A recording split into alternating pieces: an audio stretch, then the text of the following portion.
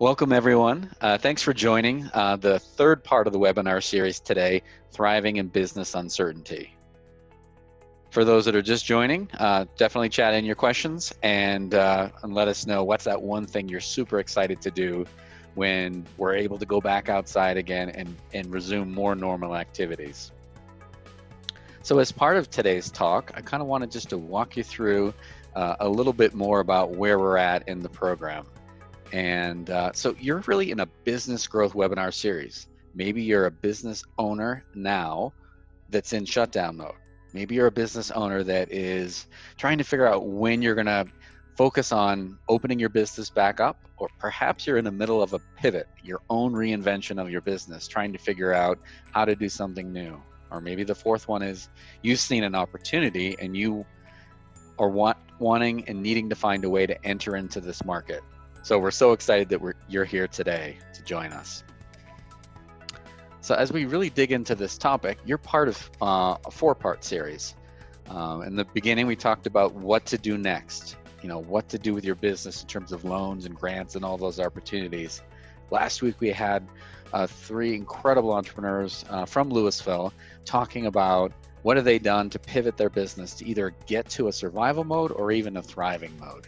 And today is all about that business reinvention. And don't forget, next week, we'll be really talking about reinvention of your social and your digital media presence. So that's something to not miss at all. So as part of today, Wayne and I of Gambale Labs are sponsoring this series, specifically with the City of Louisville. And the best way to really think about us is we are experts in business growth, coaching, as well as just advisory services. So if you're really figuring out or challenged by what's going on, you're not alone. We're here to help. Here's our information if you want to reach out to us. We'd love to hear from you. And just a little bit of background on me. I grew up in New England originally, but I now live here. I've been in Louisville for 8 years now. I have 4 young kids. They're going through these challenging times. But one of the things that I learned at Babson, where I went to school, is that mindset that you have, that vision to find a way to thrive in sea changes, is so essential. We're all in this sea change now, trying to figure out, well, what's next? How do we change? How do we pivot? And I think it's really appropriate to dig into this conversation today. I've worked as an entrepreneur and an intrapreneur. Entrepreneurs are people that work in major corporations and try to do radical change within them to get back to an innovative spirit. At the end of the day, whether you're part of a group that's large or small, these principles that we're sharing with you today, both Wayne, myself, and Megan Pierce from the City of Louisville, are just essential regardless of your perspective. And then when I'm not doing all these super fun things of working with people like you, I'm out mountain biking, trying to write some music and learn how to play the guitar. On to you, Wayne. Thanks, Mark. Appreciate it. Guys, once again, I just want to call out the chat feature in the bottom. Please make sure to pop any questions in there that you might have, especially if you're watching this live, but also if you're watching the recording. Please send us a note if you can't just drop a comment right below. So a little bit about me. I am that other half of Gambale Labs, focusing very much so on the digital strategy. So I launched my first business in 2014. It's actually an online exclusive clothing retail company. And since then, I've been working with different startups and entrepreneurs, just really helping them to grow overall. Most recently, launched and grew an online digital marketing company, helping businesses across the country, actually a couple internationally as well, to do everything from lead generation and online advertising to different social media things and website development as well. So if you guys ever need any help on anything digital, please contact us. Don't hesitate to. We'd love to talk. And also, of course, outside of work, if you guys ever looking for tips on any hiking, snowboarding, really any sports activities, I'm definitely your go-to guy. So reach out anytime. Back to you, Mark. Thanks, Wayne. we wouldn't be able to be here today if it wasn't for Megan at the City of Louisville partnering with us. I've had the privilege of working with her on the downtown revitalization committee, where we've been looking at finding ways to revitalize particular areas and find incentives and opportunities for regrowth.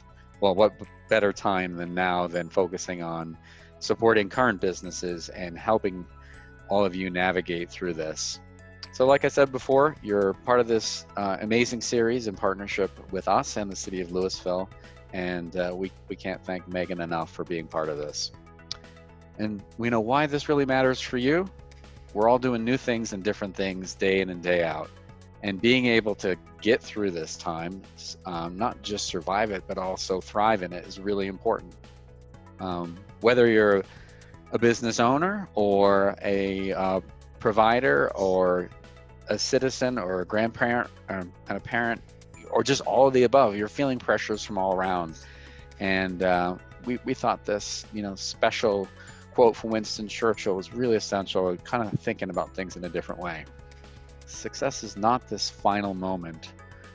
It is not, and failure itself is not fatal, but it's really about that courage to continue and to keep marching on.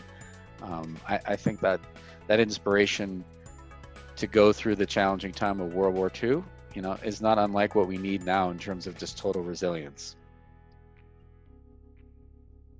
So we're in business reinvention. You might feel right now like your tank is empty.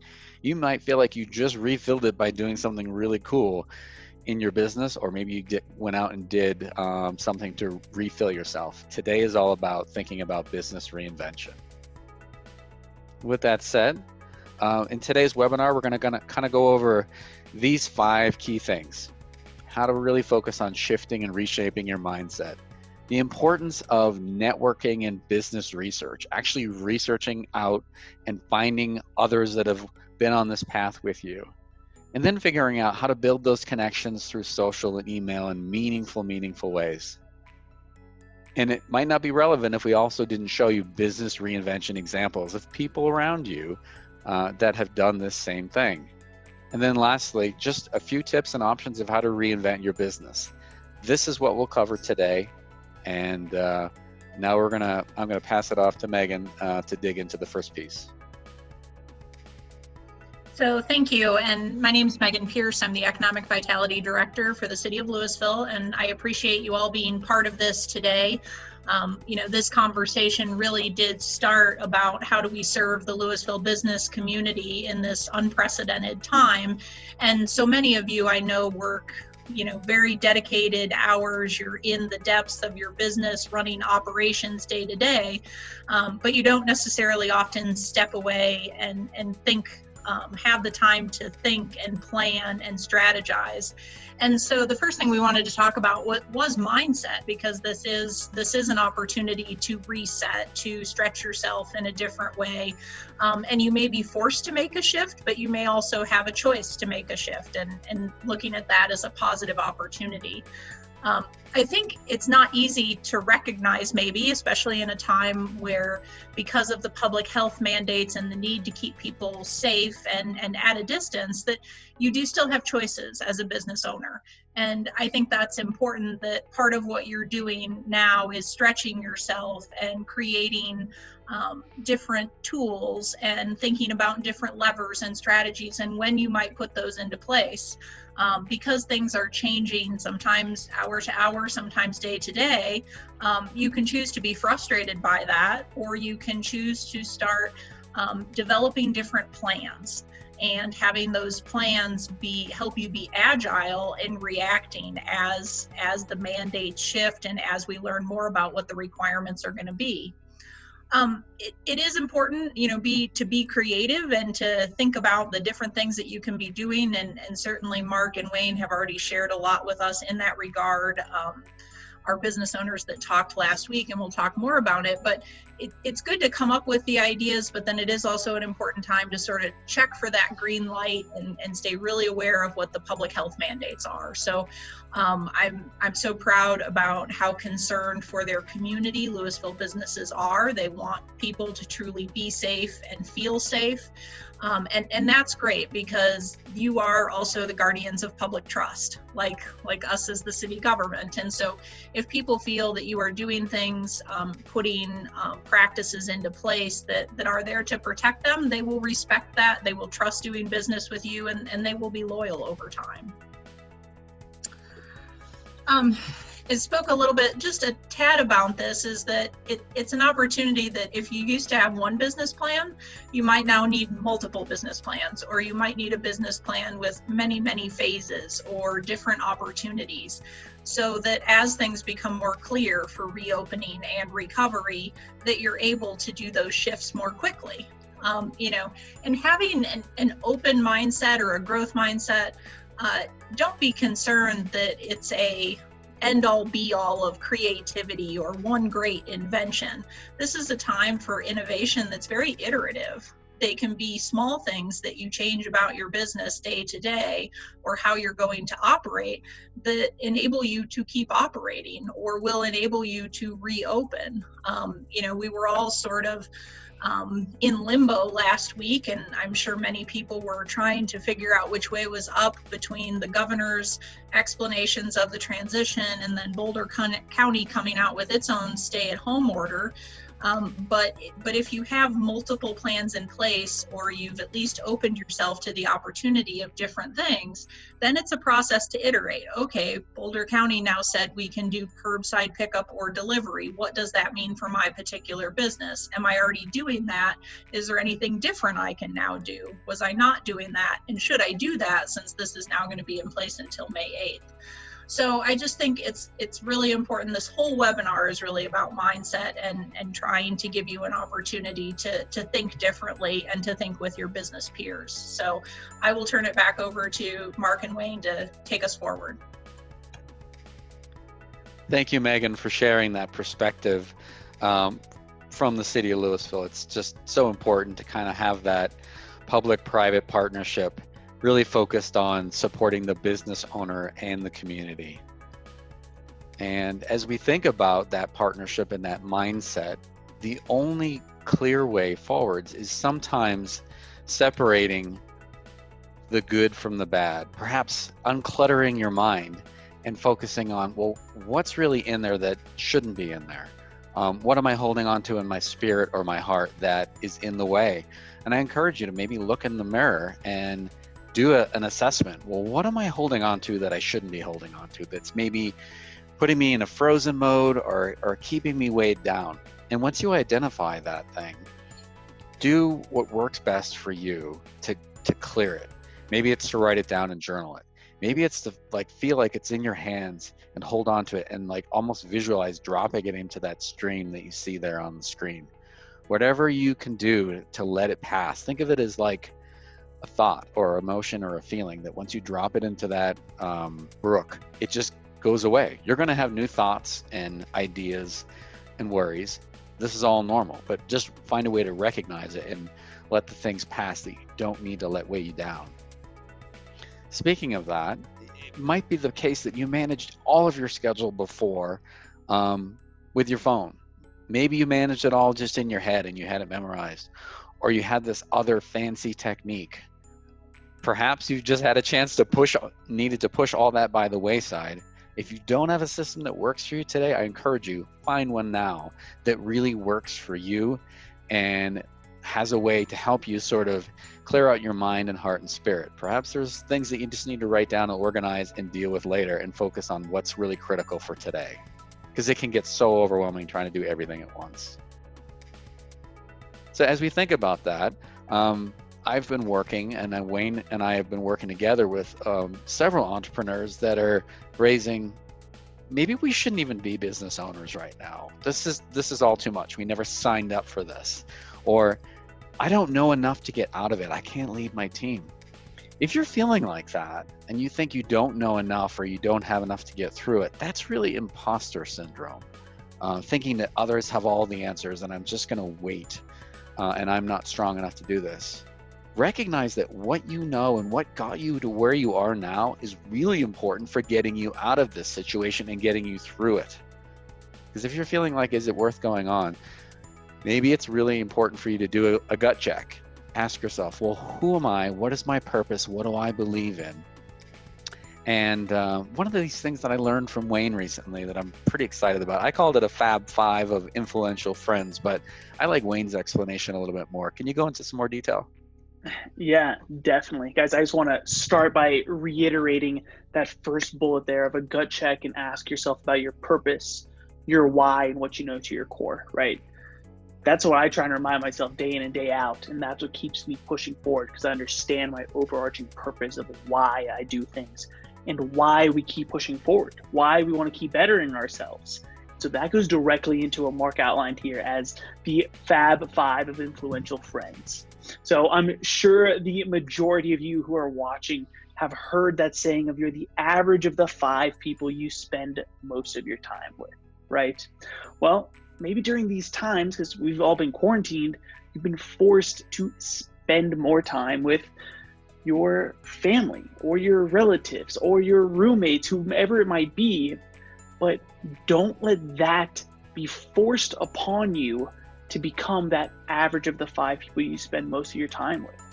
Right, guys, it's 2020. We have the internet at our fingertips. And so use these influential people all across the world. Use the online, techniques and just everything that we have at our disposal to surround yourself with more influential people. Podcast is an amazing way to do this. YouTube as well. Go find some of these big influencers in your space, right, that are both just talking about either mindset or maybe actual tactics on how to grow your specific business, your specific industry, and surround yourself with them, right? Consume their content, let their words flow through your ears and your mind, simply because it's going to help to elevate you up to their standard, right? So the whole key here is consume content from people whom you would be willing to almost trade positions with, right? For whatever that one aspect is that they're talking about, right? If you would be willing to trade for that one thing, it's probably a good sign that you should be surrounding yourself with them and starting to let them influence you as well. So, Mark, did that sort of cover everything? Yeah, and I love that you mentioned 2 things there. Number one is the why. Simon Sinek is famous for talking about know your why, and if you're a company, focus in on your why and your purpose, because that purpose really connects you with the marketplace of your customers. If you're literally just doing something to be a me too, your why is so unclear. But this also references the inner why too. What is your purpose? It's not just a product or a service. And then the other thing that I think really resonates as well is, in this time, perhaps you're not in that leadership role of the business owner, but it may be time to step it up and be the leader that you know is needed for yourself and your team to show others, I've got this, I can see there's a need, I'm going to step up and help my business pivot as well. This is just a huge opportunity for growth for all of us. It's not just the owner, it's literally everyone.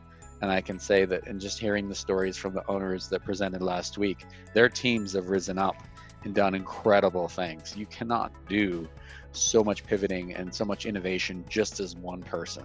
It's nearly impossible. So then lastly, maybe imagine yourself next to a pool and going, ugh, I'm almost feeling like I'm drowning next to this pool. You're not even in the water. You're not even moving. You're not even trying. You're not even attempting. Get yourself in the water, start moving, and recognize that you actually have control over each stroke and each kick and each movement. And soon enough, you'll see you're in the deeper water and you're making progress. And that progress itself will make you feel better and recover from this imposter syndrome that we've talked about. It's real and it's devastating. So definitely do that gut check. we all need some comedy to get through this time period. I'm a big Monty Python fan, and John Cleese in 1976 was in this movie where he had this nightmare. He set up a bunch of meetings and he never ever set up an agenda for the meetings. And the judge said, "Wait, have you been setting up meetings with no agendas and just talking about what happened in the last meeting?" He's like, "Who, me? No, what are you talking about?" And then he was like, "Oh yeah, well, that's how our meetings are. Isn't that how all meetings are?" And my point here is, maybe you're brand new to Zoom and you're like, "Oh, it's really cool." And you could go from 1 or 2 Zooms a day to instantly 6, 7, 8, or 9, and it takes up your whole day. We're probably not going to be that productive if you're just Zooming all the time, because we all work differently. If you've ever done a Myers-Briggs or a DISC profile, you've learned that everyone's brains work differently. Some people are really good at being spontaneous, and others want to sit back and think about it. And we can't all be uber productive in meetings all day long. It just doesn't work. So how do you get there? Well, there's a concept called minding the margins. And so look, you can see here a picture of a schedule that looks jam-packed with just tons of stuff. I encourage you to look at your schedule and go, well, wait, what's really due today, tomorrow, next week? Have I actually carved out time to do those things, whether it's work or whether it's play? Whether it's yoga, whether it's eating, or whether it's writing things and responding to what actually needs to get done. Maybe you're gonna do a webinar on your own, mapping out the time for that, and really making sure you stick to it and hold that boundary tight, because otherwise, if you don't control your schedule, guaranteed someone else will control it for you and book you up entirely, and you'll go, great, so now I'm gonna get stuff done at midnight. That's just not gonna work very long for you. You will burn yourself out. So that mindfulness piece really matters. And what I mean by mindfulness is it doesn't really mean just be nice or be courteous. It really means when you're on a webinar like this, you're not texting people, you're not emailing people. You're literally focused on every word, everything that's happening around you, and you're thinking about it. Or whether you're in a meeting, or you're just focused on, maybe you're working out, just work out. Don't try to like work out and text people and write ideas down. Just do one thing well. And that's that mindfulness piece. The multitasking has been re-examined recently. And I got to tell you, most of the experts say multitasking is really bad because you'll do everything at sort of at this low C grade level. Why not do A grade performance, get that done, and then move on to the next thing? Beautiful. So this next slide here, something that I stole from Mark. You know, we were discussing this very presentation, right? Just how to both grow our own businesses. And he said, control is a choice. You have it unless you gave it away. So I made this little image for him here that you can see on the right side of the screen. He, in fact, did not quote himself. So I wanted to call that out. But guys, it's so true, right? Control is a choice. Yes, during these times, you know, there's been mandates that some businesses have to lock their doors, right? Or, you know, even as things open back up, you can only have a certain percentage of occupancy, but you're still in control of how you decide to react to these things. Do you just take it and say, okay, well, I have no control here. I'm just going to go lay down, curl up into the fetal position. Or do you choose to take control? Maybe you ask further questions of, hey, you know what? I feel like we fall under this certain type of essential business. Maybe we should be open. And you get them to change a little bit of a ruling. Or you decide, you know what? Even though people can't come into my shop, maybe I can go to them. Or maybe I can do something online. And the point is, you're in control unless you decide to give it away. And so I just thought that was so powerful that I want to put it in here. And then just to touch on the second bullet here, and Mark, I'll let you finish out the second half of this slide. Just this comes directly back to what Mark said earlier, the example with the pool, right? If you don't take action, you're going to slowly start to sink and drown. But the more you keep moving, right? Maybe it's not the quote unquote correct move, right? Or maybe you try something and it fails, but just the motion, doing, trying, is what's going to keep propelling you forward and help you to not sink during these unusual times. So cool. Mark, I'll go ahead and give it back to you. Thanks, Wayne. Yeah, and that kind of reminds me of sort of a little anecdote that we talked earlier about Edison, and that is when his goal was to make a brand new filament for the light bulb and make the light bulb a functioning thing. Guess what? His first experiment totally failed. His next 999 experiments failed. But he chose to look at those experiments gone wrong as learning opportunities to, okay, well, that didn't work. Well, let me change this. Well, this didn't work. Let me change that. And he didn't give up. He just said, the answer is there. My job is to find it. And every time something doesn't work, I'm this much closer to getting there. And that attitude is the attitude of control. He never gave up control and said, I've got this. I just have to find a way to get there. And maybe getting there for you is serving your customers in a totally new way. Maybe you never wanted to do it or thought it was something that was ever going to be essential to your business. This is no better time than to discover you've got that control. You might as well go for it and test it out, because the worst thing you can do is like Edison, failed 999 times and then hit the winner. Beautiful. So let's go ahead and transition here a little bit, right? Everything we've been talking about thus far has really been your mindset, understanding that, we are still in a position to take action, right? To make change.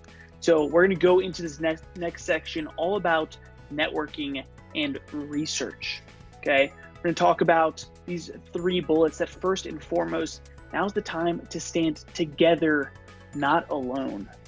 A subject that I've been talking a lot about is actually almost a protest of that we need to stop social distancing and just practice physical distancing.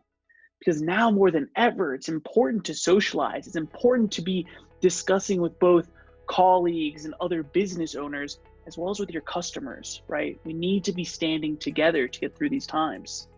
Second off, we're really going to talk about exactly really what other businesses in your category are doing, how to network with them, how to actually brainstorm and meet and both help each other's businesses to grow. Then last but not least, we're going to touch on actually your customers and your followers and figuring out what specifically they want and need from you, not just guessing, right? And so even with that, I want to ask you guys again, right? How can we serve you best? Please drop a comment down in the chat here. And once again, if you're watching this in a replay, do not hesitate to shoot us an email, drop a comment somewhere on social media, and let us know how we can serve you best.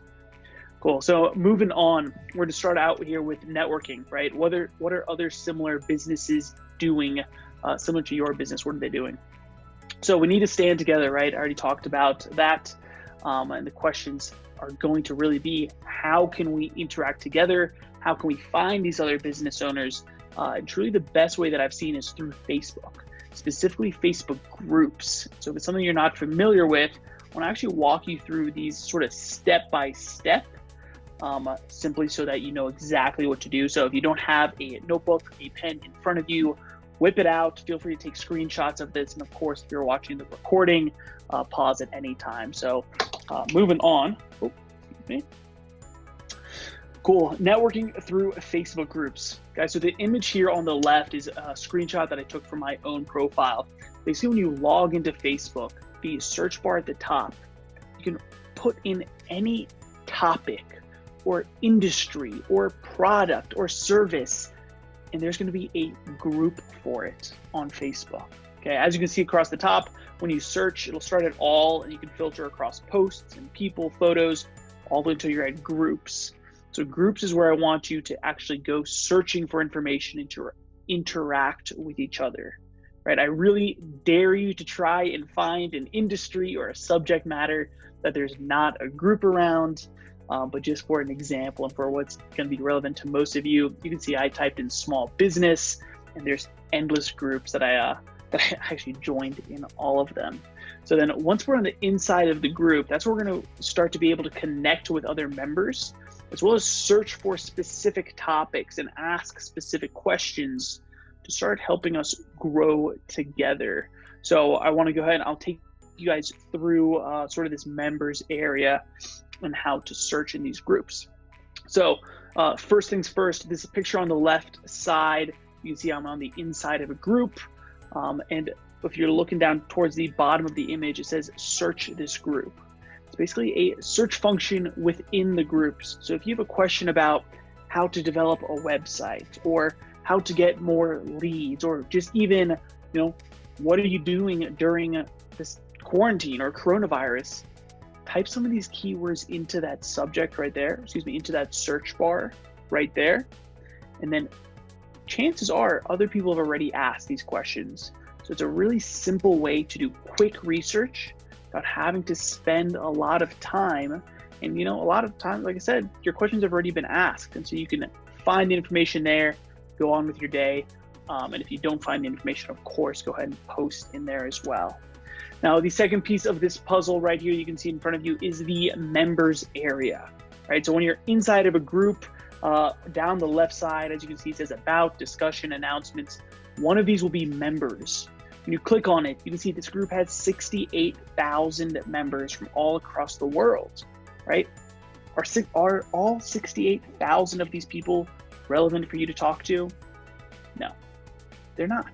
So what you want to do is when you go into this members area, it's actually going to break down for you two very specific sections. And this is what I do personally to network through Facebook. On the right side, you can see Facebook's going to group people together that says members with things in common. This is people that have either friends in common, right? They've liked similar things on Facebook, similar pages. They're in similar groups. They're in similar industries. This is an amazing place to start, right? Start out here and simply add people as friends and send them messages, right? It really can't hurt to do this. And the second piece here is, as you can see down below, I'm living in Denver, Colorado right now. So it's showing me other members living in Denver, Colorado as well, right? And so this is an amazing way to start networking, not just virtually, but you're almost networking for the future, right? Because I don't know about you guys, but I'm not playing today simply for the short-term win tomorrow. I'm playing to build my business over the long term, right? That means once quarantine is over, once this whole epidemic is over. And so by networking with people in my area as well, although I'm starting virtually right now, down the line, I'll be able to network with them in person, and we can all build together. So now you guys are probably asking, okay, well, it's gonna be weird if I just reach out to these people out of the blue, right? So I wanna show you a little bit about how to get over that, actually how to message people. 1 second here, we had a question from Megan. She said, in networking on Facebook, how do you handle persons from groups asking for friend requests when you have a very private person, you don't want a lot of extra friends when you are a very private person? Megan, that's a great question. So I'll give you sort of two answers. First one is, if you're a very private person, this just might not be the route for you.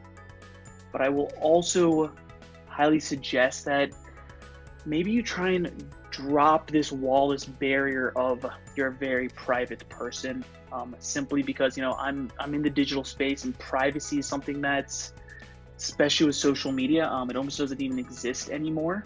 And I know it's awful to say, and so I'm going to give you two answers, one that can be actionable anyways. But first off, I just want to suggest, maybe you can be a little bit more open, right? Maybe lead with more trust and, go click on people's profiles, see a little bit about them before you send out a friend request, or of course, before you accept a friend request, right? But I always try to just lead with seeing the good in people, right? Giving some trust, a little bit less privacy, but of course, you have to draw that line somewhere. So the second answer that I'll give you is Facebook allows you to create multiple profiles as long as you just use a different email address. I want to say, actually, don't quote me, but I think if you have your phone number signed up through Facebook, you can immediately create multiple profiles. So maybe create a pseudo profile of yourself, same name, it can be the same picture, but on that account, you don't share anything about your family, right? You don't share anything about if you have kids or where you were over the weekend, right? In case those are your privacy concerns of people maybe in real life knowing where you are or following you, create a second profile. That could be a great way to go around about that. Mark, does that sort of make sense? Absolutely. Thanks, Wayne. Yeah, you're welcome. You have any thoughts on that privacy question while we're on it? Well, yes. There are levels of control for privacy in Facebook related to what you do have control over. And when you click on privacy and controls, you can see what is allowed with your friends and what's allowed with everyone. And so there are degrees of control that are there, but they're not as broad and strong as you could totally have if you want to maintain absolute privacy of everything. So it's degrees of control. As Wayne had said, if you're on a social network, you have to realize something that you post is going to be somehow visible to another person that maybe you don't know all that well, or you are just not wanting to share degrees of information. But once you're posting, it's like writing something on a chalkboard. Yep. Beautiful. Thanks, Mark. Appreciate it. So guys, so here are some actionable steps. This is literally a strategy that I use myself to network with people. Feel free to take a screenshot of this if you'd like to refer back down the road. So the second bullet here, it says Facebook Messenger strategy. And as you can see, there's pictures of exactly how I'm doing it as well. First thing, I like to just simply touch base with people. Way too often, people are either sending me friend requests or accepting a friend request from me, and we've never talked to each other. Right? Is that what it's about? No, it's not. So I like to simply just touch base. Hey, thanks for connecting. Hope everything is going well during these unusual times. That message in itself, with no question tied to it, gets, I want to say, almost like an 80% response rate. I think it's a little bit lower than that right now.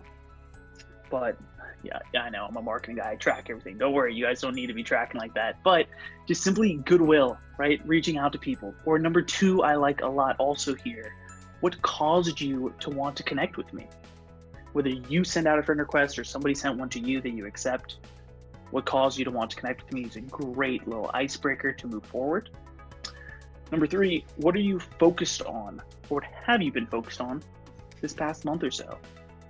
This is a beautiful question. There's actually a business coach who had this in a teaching that I borrowed from him.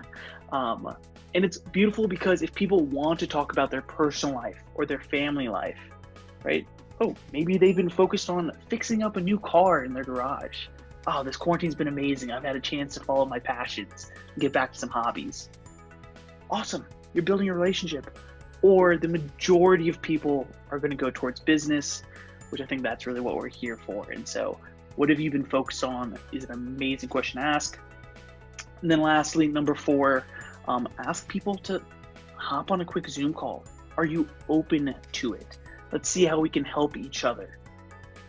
Toss this out, guys. For a long time when I was trying to do networking through Facebook, I actually use it largely to even do lead generation for my own business. I was a little bit weary of asking people to get onto a call, or they'd be weirded out, like I'm overstepping a boundary. It's the new normal, everybody. It's the new normal. Do yourself a favor. Don't waste time going back and forth 100 messages, right? Once you send a couple out and you get a response, right? You already know that this person is somebody I'd like to network with. Ask them to hop on a simple Zoom call. It doesn't have to be anything long at all. And that's really when you can guys start to brainstorm, make amazing connections. Honestly, I have people who I just randomly started networking with that they're in Denver. I've never actually met them in person, but I have reoccurring meetings with them week over week, just because we connected on such a great level and we're helping each other's businesses to grow. So cool. Next, that was all about really networking on Facebook, really connecting with business owners specifically. The other piece of this puzzle was customers, right? And follower research, not assuming you know what they want, but actually asking them, right? So ask, don't guess. We're going to touch on email marketing very briefly. I'm going to try and stay very high level for you guys, or not be confusing at all, but please, please, please ask any specific questions you have. And then lastly, we're going to talk about actually doing a little bit of research on social media as well. So hopping into email marketing here. So with email marketing, first thing, you guys are really going to want to use either MailChimp. You've probably heard of it. It's free to start with, and that's why I suggested. I think it's up to over 2,000 emails a month you can send for free. So it's an amazing place to start. A lot of people use Square for their payment processing. So Square actually has a specific Square marketing, as you can see over here. I'm not positive about the costs associated with it. I know they do have a free trial, but essentially anybody who's paying through Square, their information is tied to their account. And so you can essentially get your customers' emails or get your customers' phone numbers directly from Square and start to reach out to them that way, right? So if you're thinking in your head, oh, I don't have an email list, if you use Square, congrats, you got lucky. You can actually go use the email list from them, the phone number list from them. Now, when you're sending out an email, people get a little too caught up in the weeds, meaning they almost try and do too much. Okay, so as you can see here, just be simpler. Simpler is better. Don't think you need to make it all designy, right? The more images you put in there, the higher chance you're gonna have of landing in the spam folder. So you obviously don't want that, right? Then you waste all of your time. Simpler is better. So just write an email to your customers as you would to a colleague, to a friend, right? Very simple. Maybe you're attaching something and some text. I always recommend that in the, not necessarily the very first line, but in the first 2 sentences, put you're getting this email because, simply so that people don't immediately hit spam, and then say, if you'd like, you can unsubscribe by clicking either the link in the footer or the link right here. That should automatically be there for you guys. And so just want to reiterate that. Simply start with saying you're getting this email because, and unsubscribe if you'd like. Once again, just so that people don't mark you as spam. And so that's a little technical, but of course, that's the last thing you want to have happen if you are sending out an email. So just shoot simple messages asking, hey, we're still open. This is what we're doing. What would you guys like from us? How can we serve you best? Simple as that. So love it. And then last but not least, we're actually going to go into social media here. Guys, if you aren't familiar, very familiar with Facebook and Instagram, they both have somewhat poll features and question asking features, right? So we're on the exact same lines as we were with email marketing. Simply, we're using the tools through social media where maybe a lot of your potential customers already exist, right? You're already friends with them. So for Facebook, it's the one here on the left. Basically, when you're creating a post at the top, right underneath, there's going to be a little button that says polls. And so that's what this is, right? You can see it says Carlton created a poll. You can ask a question and give multiple options, right? People can select them. That's a great way to get immediate feedback, do some very simple customer research. Then if your brand is a little bit more visual and you're on Instagram, that's where you started building a following. Post a story. As you can see, this on the right is a story. And if you guys don't know how to do that, you just click your profile image on Instagram, the little circle, and then you can add a story just like that. And then you just add a question, right? It's another one of the buttons in the top right. You're not going to hurt anything. Just click them all, see where it is. And then just simply ask a question like this, 2 answers, people can select it and just do very easy customer research, right? If you're a restaurant, you can ask which dishes are they liking the best? Do they prefer delivery or curbside pickup, right? And then of course, if you're a retailer, post pictures of maybe a couple of items, some products that you have, and see which people like the best as well, right? It's all about research. We don't want to assume, we want to ask. So that sort of wraps up the customer research and the other networking research piece of the puzzle. So I'm going to turn it back over to Mark to talk about some examples of what businesses have been doing. And we're going to go into some ideas also for what you guys can be doing to reinvent your business during this time. Mark?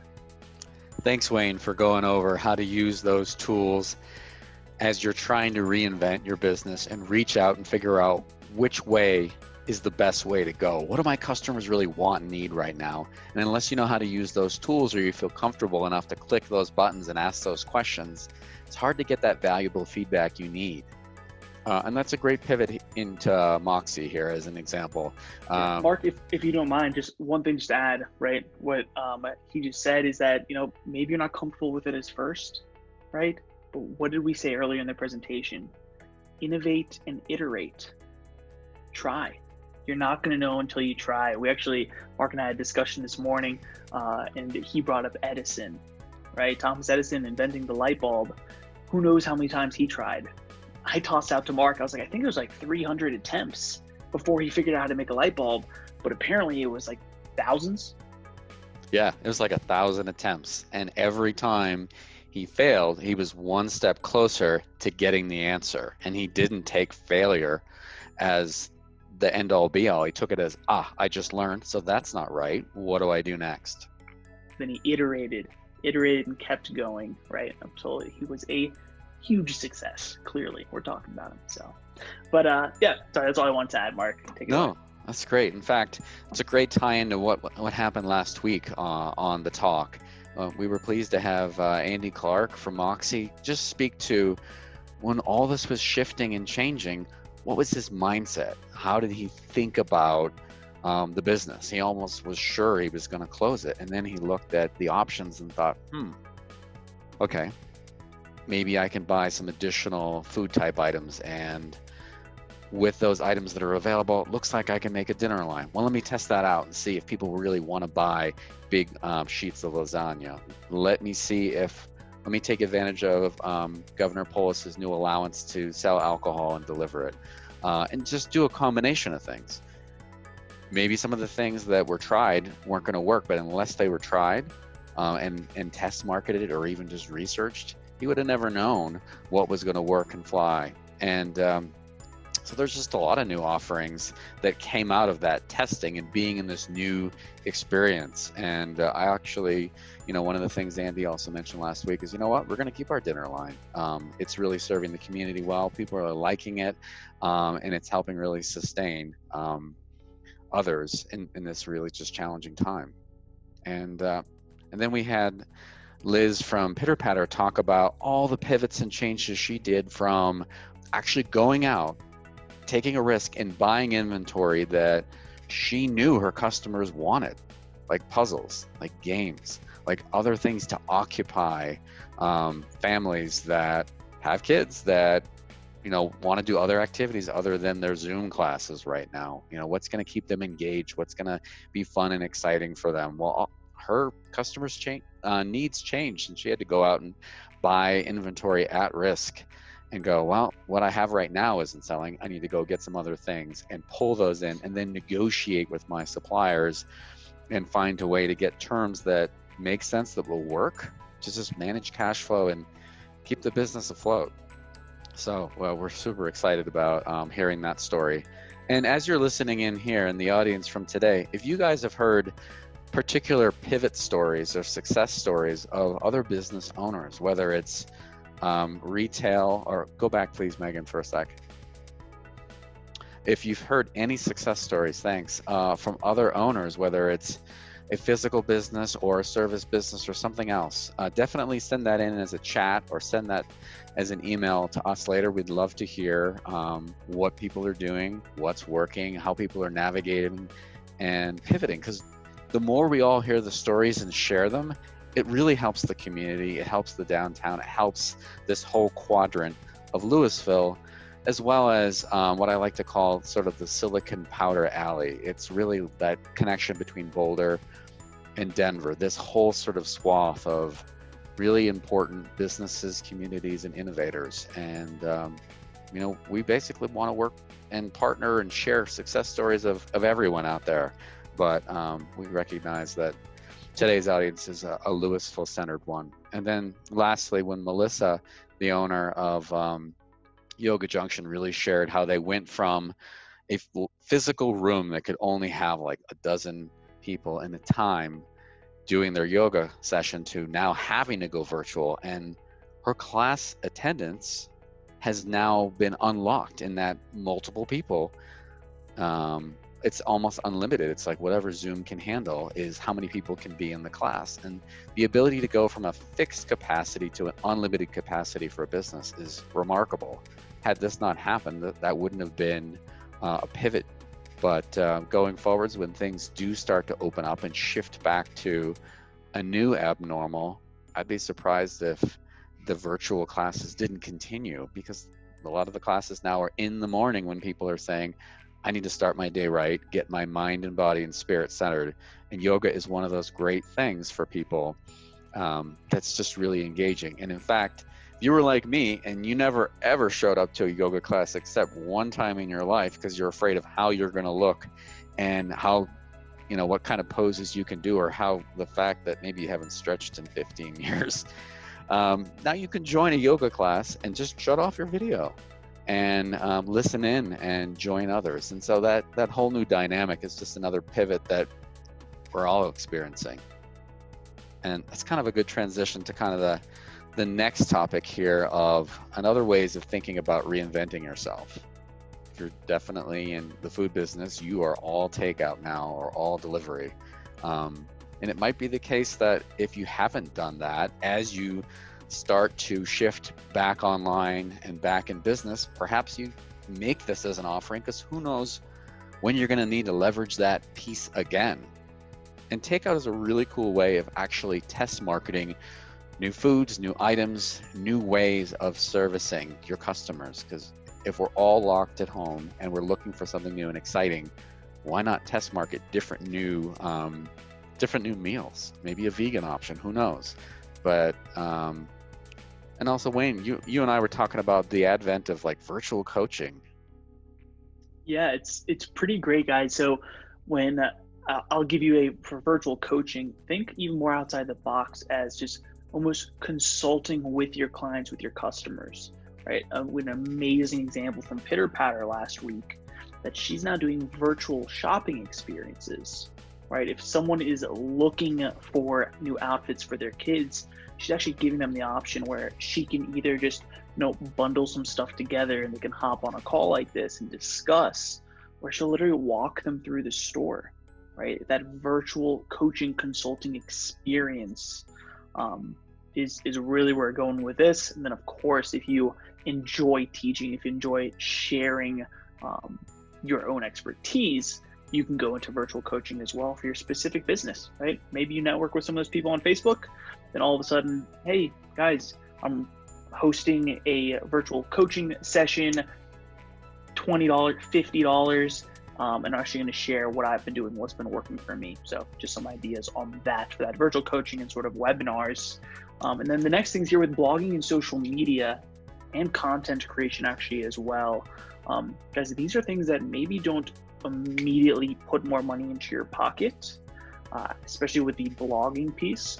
However, this can start to build you up for the long term, right? If you guys have heard of SEO, this picture on the bottom right, you can see all these things that branch off of it, right? Content in the top right, right? And then where it says the www in search, this is blogging, right? These are videos, social media, stuff that's going to get your business's brand better known so that more people are going to be able to find you.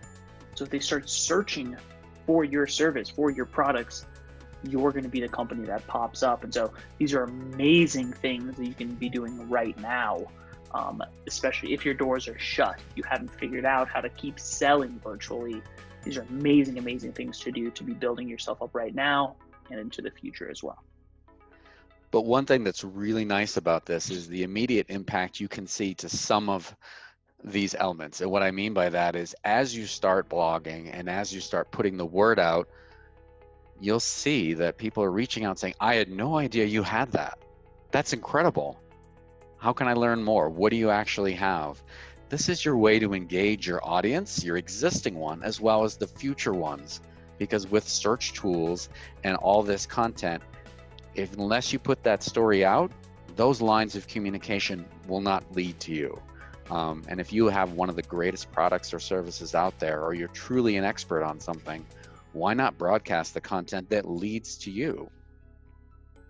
Definitely. So, Mark, we got a question from Teresa. She asked for any ideas for someone who's offering a hands-on service. She said she does brain integration, think massage, acupuncture, etc. So, Teresa, the first thing that pops into my mind is sort of this virtual coaching number 2, right? Offer maybe sessions to teach your customers almost maybe how to do it at home, or not even how to do your service for themselves. What are some complementary things they can do, right? This immediately in my mind, if they don't practice mindfulness or meditation, that can maybe integrate really, really nicely. So hold a little virtual coaching session on that. You can choose to charge for it, of course, right? Yoga Junction is still charging for their online virtual yoga sessions, or by hosting a free coaching teaching session like this, you're starting to build goodwill, right? You're becoming that expert. People are trusting you more and more. That way, when you do open, you'll have a lot more brand recognition, a lot more respect and authority because you were helping people in this time. So that sort of virtual coaching, teaching people either how to do it themselves, complimentary sessions, just education is sort of the first thing that popped into my mind. Mark, any thoughts for Teresa? So this actually goes back to Wayne's earlier point. Look and see what your peers are doing on Facebook groups. It's possible that someone's already figured this out in a way that you actually can do. Perhaps it's doing a webinar like this, and you talk about the 5 successful tips of getting ready to be back online and do this kind of service. It's quite possible that your follower base, your engagement that's out there isn't as big as you need. There was a good example that Andy shared with Moxie that because he used Square as a business, he had tons of email addresses already for his user base to reach out and say, this is new, here's what's going on, we have a dinner line. So if you don't have a lot of contacts, maybe that's a starting place to start building back up and seeing what others are doing as educational talks and value add in your area. And that might be a good starting place for you. Yeah, Teresa, and last thing I'll say is that question that you just asked us, what ideas do we have on how to serve? Post that on your social media. Immediately post it on your Instagram story, post it on your Facebook, ask your customers, right? Fortunately, I'm not one of your customers right now. When you said brand integration, you immediately got me. So I might be a future customer for you, but ask, just keep asking. So I appreciate you sending that in. Go ahead, Mark. And then just to kind of close out this topic here, if you're not thinking about digital offerings and services for your business, then it's time to start thinking about, well, what can I do? What are others doing? And don't think of this perhaps as a temporary sort of approach till things get back to what you were expecting from before. This may be a permanent addition to your business and something you thank yourself for investing in and doing. Beautiful. And so as we move on, Benjamin did put a question or sort of a comment in the chat, simply said that he knows a Rolfer. I'm not exactly sure what a Rolfer is, but they use the Playbook app. I'm not familiar with it, but the Playbook app to create video teaching lessons, and she actually gets paid through it. So I don't know if that was specifically for Teresa, but maybe everybody check out that Playbook app. That sounds like a golfing educational tool to me, like a virtual training assistant. Yeah, to me too. So, but Benjamin says that it was for Teresa. It's a type of hands-on body work is a Rolfer. So, wow. Teresa, definitely check out the Playbook app. Sounds like that might be very helpful for you. Appreciate it, Benjamin. So, I think we're ready to move on to the next topic. What do you think, Mark? Yes. Beautiful. So if you guys haven't heard, there's just another set of virtual options out there for music and experiences. Now here's just an example of one that's on the air. Now some of them are literally just free online virtual live experiences of perhaps hearing your artist play. Maybe they've written something new and they literally this is their way to publish it and they're publishing it live. But those that have content and stories to share, or music or expertise, think of Simon Sinek, the guy who's really famous for saying, know your why, who you are, what you're about. He can't be on stage now, but guess what? He could easily create a whole curriculum and sign us all up for 50 cents a week or a month and create this engaging membership model. I know I would pay for it. And so when there's value that you have to give, there's some things that you give away for free, and there's other things that you create a membership model. Think of Netflix. I mean, that is a membership model that is through the roof that everyone's using, but why not pay for other content, other value other entertainment. This music is entertainment. There's a value to it. There should be a price to it as well. And then also free trials. That is a great way to experience something new. We've seen that a lot in the SaaS and business to marketing environment over the last 10 years, but why not have a free trial of what you're doing and let someone say, yes, that was hugely essential. It made my day easier. It made my life easier. So that's a good way to get someone to try something, especially in this time when people are thinking, well, what do I invest my dollars in now? And what do I shift my dollars to? And this virtual piece is huge because we used to have these mega conventions and concerts and events where millions of dollars would go into someone's booth to say, look at my product, look at my company. Well, after 9/11, a lot of those companies were in some ways going, well, we're not going to invest in that massive booth that got bigger and bigger every year. Now they're porting their dollars over to video tutorials, social media, all these virtual engagements that are really meaningful. So if you're not thinking about how to engage and maybe shift your budget and your mindset over to this, it's definitely what's happening and what will continue to happen. Also, when you imagine and think about downtown Louisville, maybe 2 or 3 years from now, it might look a little different. Perhaps there could be more curb cutouts or more takeout bars or more ways of engaging with different restaurants and different retailers. And so think about maybe there's structural changes to your space or your place that are easy, or that you should at least consider the option and go, what if this happens again? Or what if we do create a better improvement to our flow and operation? One example is a restaurant might say, well, we don't need 25 tables anymore. Let's shrink it down to a dozen and do a blend of sit down and a blend of takeout. It might be a better use of your space. Maybe you've always had a small kitchen and not been able to handle capacity of takeout. Maybe it's time to think about that. These are just ideas.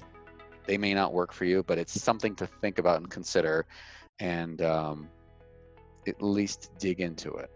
And that's my encouragement. So, Beautiful. and this is kind of a glimpse of what's going to happen next week. Wayne did an excellent job of talking to you about just social tools on Facebook alone, but we didn't even go into web and store and sort of customer experience element. So next week in Series 4, we're going all into that and what to be doing. Perhaps you're in a bit of a down period on your business for all elements or just a portion of them. What better time to reinvent your social and your media and your total store or service presence? You may really be thanking yourself and recognizing, wow, I'm glad I improved that. So this morning on a walk, just to kind of get a few steps in, I saw this. Kids had drawn on the on this beautiful bike path in the city of Louisville, and it says, the first thing I saw, "We love you, Louisville." I was like, oh, that's awesome. And the next thing was jumping jacks, and then there was hopscotch, and then there were all these other things that honestly I didn't even dare doing. I didn't want to hurt myself, but it just made me think, there's motion, there's movement, there's play and innovation happening. Kids are recognizing, hey, this used to be a path, but now it's like almost a jungle gym or a playground for them. And this last one, you've got this, Louisville. Yeah, absolutely. The choice is yours. If you choose to have this and have this moment and recognize that reinvention is controlled by you, then you do have this. And I was just encouraged to see this, and I wanted to share with all of you today. So with that said, we're at the point in the program where we're doing a wrap up and answering other questions that are coming in. If you did see Series 1, what do we do now? That's great, but if you missed it, it's on gambalelabs.com, so you can see the recording of that as well as what our peers have done that Andy and Melissa and Liz were so awesome to share with all of us. And then, you know, there might be a question that came up perhaps for Wayne or myself. Just shoot a note in that way, and we're happy to speak with you. But now it's time to kind of open up questions to all of you that are on today's talk. We want to give you a chance to ask that question that you've been thinking along the way that you just haven't had a chance to actually type into us.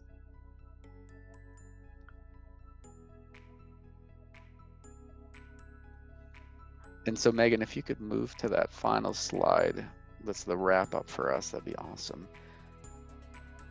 So go ahead, you'll see in the Zoom feature, there's a chat. Just chat to the panelists your actual questions so we can take a look at that. And if there's a bunch of other questions that we can't get to, we will get back to you on that. You might have a direct question for Megan or a direct question for Wayne and I. Mark, I don't know about you, I'm super excited for next week's webinar. Yeah, some people have asked, why did we space this out? And, as you think about change that's happening and things that are going on, Megan couldn't have said it better. It's just when we started off with the uncertainty of what's going on with the payment loans and when are they happening and when are they available and who could do what, we put this series together to say, what do we do now? What have your peers done? How do you pivot in reinvention? And then ending with the social piece, which might be that power play move of pulling that right lever and saying, yes, now it's time. We know what we're pivoting to. How do we use these tools to our advantage? Oh, yeah.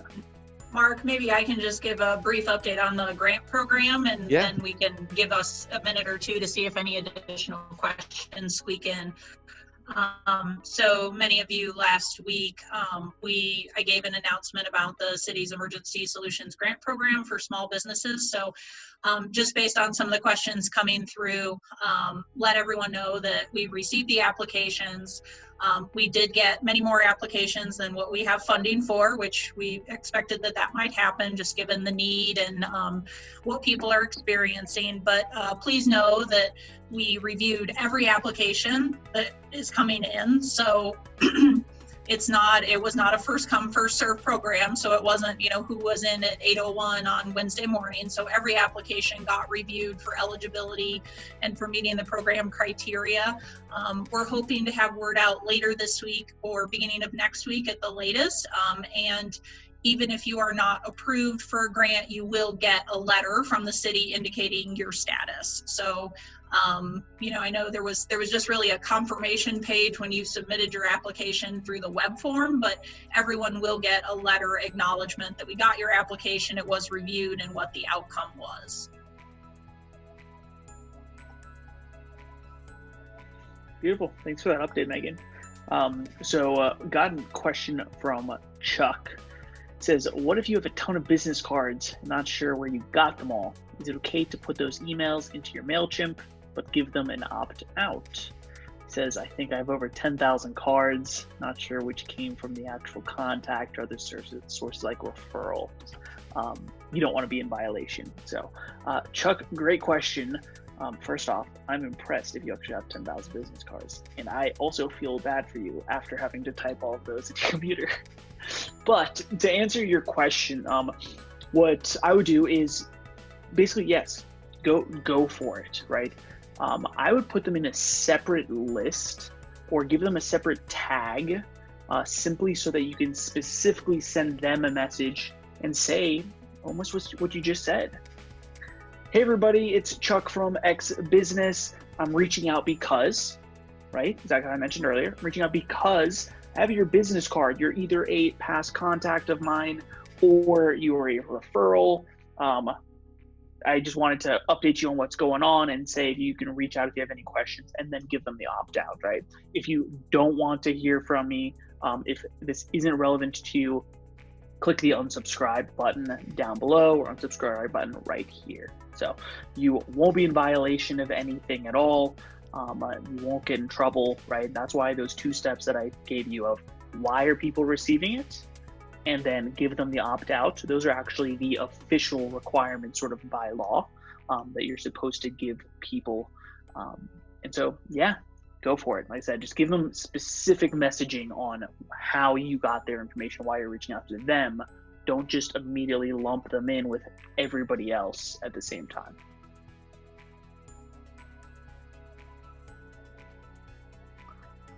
Cool. Looks like and then, yep.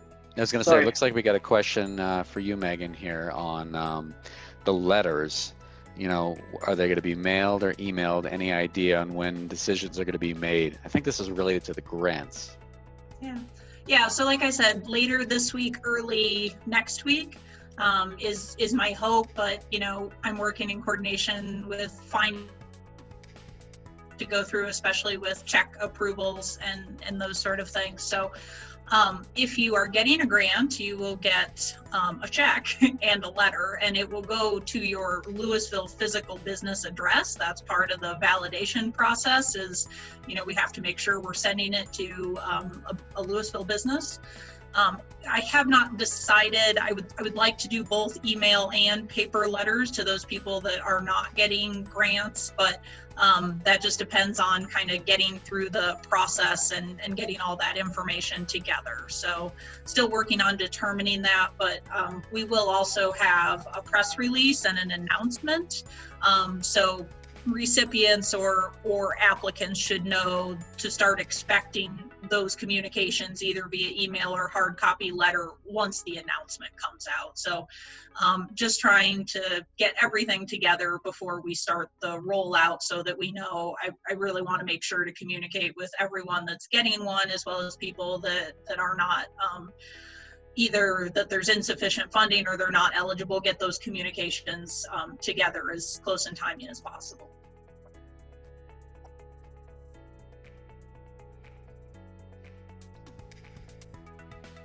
Beautiful. Mark, I'm not seeing any other questions coming in right now, but of course, our emails are on the screen, contact information, so anybody can reach out with questions at any time.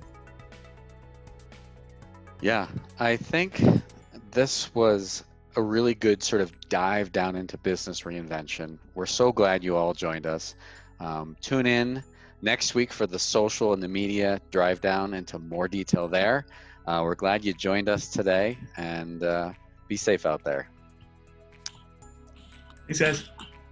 Thanks, everyone. Bye-bye.